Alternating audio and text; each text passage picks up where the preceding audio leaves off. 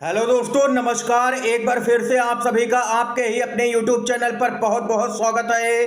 दोस्तों, सभी बड़ी खबरें, मुख्य समाचार आप लोगों के लिए लेकर के आए हैं, जहां पर दोस्तों इस वीडियो में जानेंगे बड़ी खबरों को एक एक करके। बात होगी इस वीडियो में जहां पर इंडिया गठबंधन जबरदस्त विरोध प्रदर्शन दर्ज करवाएगा आज संसद के अंदर और बाहर दोनों जगहों पर। बजट को लेकर के इंडिया गठबंधन ने बड़ी रणनीति बनाई है। आधी रात को यहां पर मल्लिकार्जुन खड़गे के आवास पर बैठक हुई है, जानेंगे पूरी खबर। इसके साथ ही केंद्र सरकार की बैठक का बहिष्कार करेंगे 4 राज्यों के मुख्यमंत्री, बड़ी बगावत। इसके साथ ही दोस्तों यहां पर बात होगी, जल्द ही आने वाला है इंडिया गठबंधन की सरकार का भी बजट। बड़ा दावा सामने निकल के आया है नीतीश कुमार और चंद्रबाबू नायडू को लेकर के।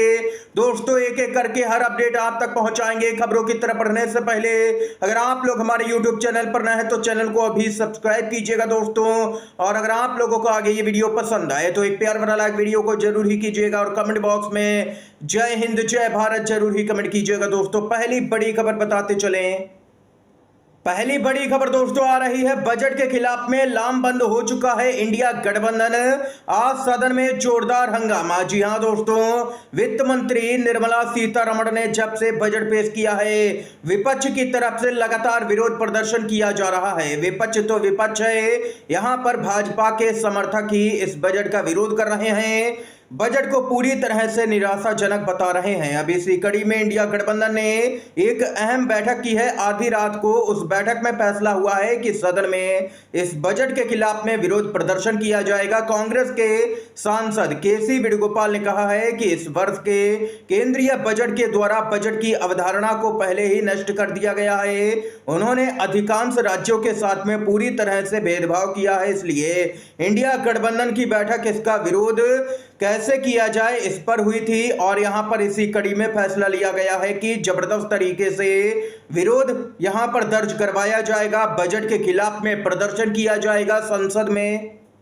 दोस्तों केंद्रीय बजट को देख के साफ पता चलता है कि जहां से भाजपा को वोट नहीं मिला है वहां के लिए भाजपा की सरकार ने किया भी कुछ नहीं है बजट में। यहां पर आंध्र प्रदेश और बिहार को अगर निकाल दें तो बाकी राज्यों को मात्र यहां पर झुंझुना ही दिया गया है। यहां तक मध्य प्रदेश ने भाजपा को 29 में 29 सीटें दी, वहां के लिए भी कुछ नहीं यहां पर किया गया, ये भी आरोप लगा रहा है विपक्ष। इतना ही नहीं दोस्तों, आप लोगों को एक और बड़ी अपडेट यहां पर एक बताते चले कि बजट से विपक्ष यहां पर जबरदस्त नाराज है। नीति आयोग की बैठक का 4 मुख्यमंत्री बहिष्कार करेंगे। आम बजट में गैर भाजपा शासित राज्यों को नजरअंदाज किए जाने से नाराज इंडिया गठबंधन के घटक दलों ने नीति आयोग की बैठक का बहिष्कार करने का ऐलान कर दिया है। इस बैठक में सभी राज्यों के मुख्यमंत्री सदस्य होते हैं। नीति आयोग की बैठक 27 जुलाई को है। इन घटकों ने संसद भवन परिसर में विरोध प्रदर्शन करने का भी आज ऐलान किया है। बहिष्कार करने वालों में कम से कम 4 राज्यों के मुख्यमंत्री शामिल हैं। इनमें कांग्रेस शासित राज्यों के 3 मुख्यमंत्री हैं। यहां पर बताते चले कि तमिलनाडु के मुख्यमंत्री एम.के. स्टालिन राज्य के साथ में अन्याय के खिलाफ पहले ही बहिष्कार का ऐलान यहां पर कर चुके हैं, यानी कि बीजेपी की मुश्किलें अब चौतरफा बढ़ती हुई नजर आ रही हैं। दोस्तों मुख्यमंत्रियों ने ही मोर्चा खोल दिया है। इसके साथ ही एक और बड़ी खबर आ रही है, बजट पर बोले हैं एक्टर कमल हासन। जी हां दोस्तों, उम्मीद है जल्द ही इंडिया का भी बजट आएगा, ये यहां पर कमल हासन का बयान सामने निकल के आया है। उनका मानना है कि जल्द ही इंडिया गठबंधन की जो सरकार बनेगी उसका भी बजट सामने निकल के आएगा। इतना ही नहीं, बिग ब्रेकिंग न्यूज, बड़ा खुलासा हुआ है सूत्रों के हवाले से।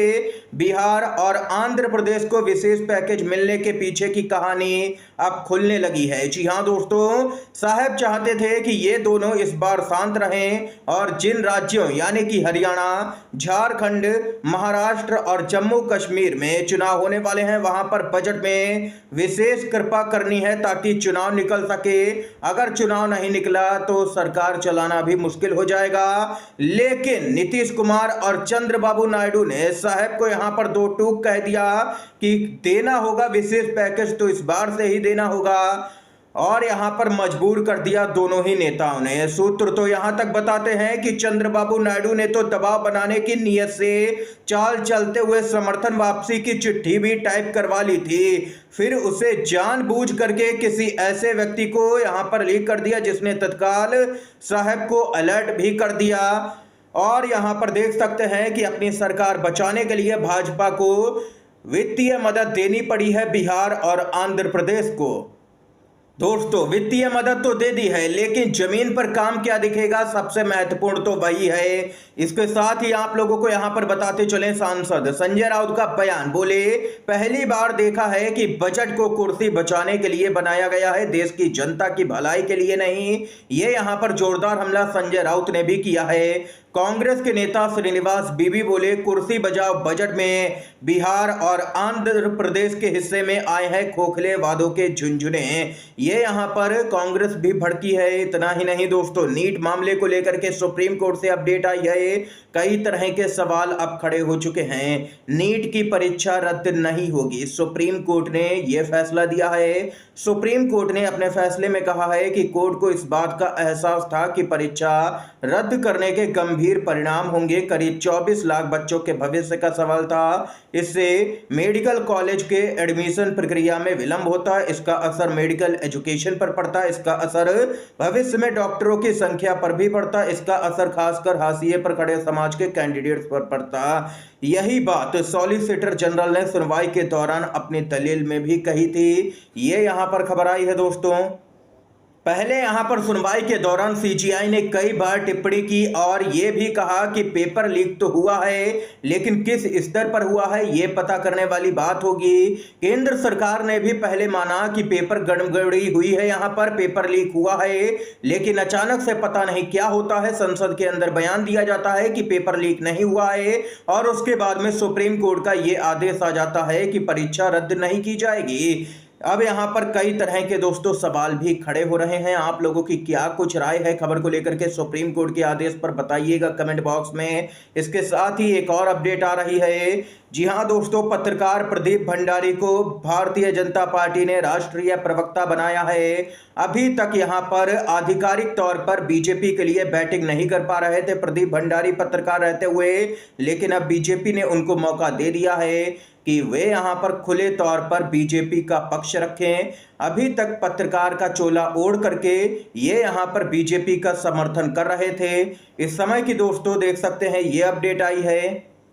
सभी बड़ी खबरें दोस्तों, मुख्य समाचार थे इस समय के जो हमने आप तक पहुंचाए। वीडियो अगर आप लोगों को दोस्तों ये पसंद आया हो तो अब इस वीडियो को लाइक कीजिएगा, ज्यादा से ज्यादा इन खबरों को, मुख्य समाचारों को शेयर कीजिएगा अपने सभी दोस्तों में, और चैनल पर नए हैं तो दोस्तों चैनल को जरूर ही सब्सक्राइब कीजिएगा। वीडियो देखने के लिए आप सभी का बहुत बहुत धन्यवाद। जय हिंद, जय भारत।